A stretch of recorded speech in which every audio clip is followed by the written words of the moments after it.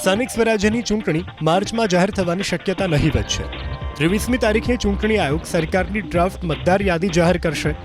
શહેર જિલ્લાની વોર્ડ મૂકવાની તૈયારી કરેલી મતદાર યાદી 23મી એપ્રિલે જાહેર થશે। 27મી માર્ચ સુધી રાજકીય પક્ષો દાવા વાંધા રજૂ કરશે। વાંધાના દાવાની ચકાસણી 30 માર્ચ સુધીમાં ચૂંટણી આયોગ કરશે।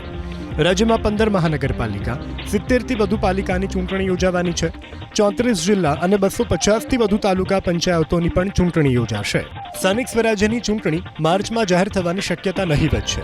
23મી તારીખે ચૂંટણી આયોગ સરકારની ડ્રાફ્ટ મતદાર યાદી જાહેર કરશે। શહેર જિલ્લાની વોર્ડ મૂકવાની તૈયારી કરેલી મતદાર યાદી 23મી એપ્રિલે જાહેર થશે। 27મી માર્ચ સુધી રાજકીય પક્ષો દાવા વાંધા રજૂ કરશે। વાંધાના દાવાની ચકાસણી 30 માર્ચ સુધીમાં ચૂંટણી આયોગ કરશે।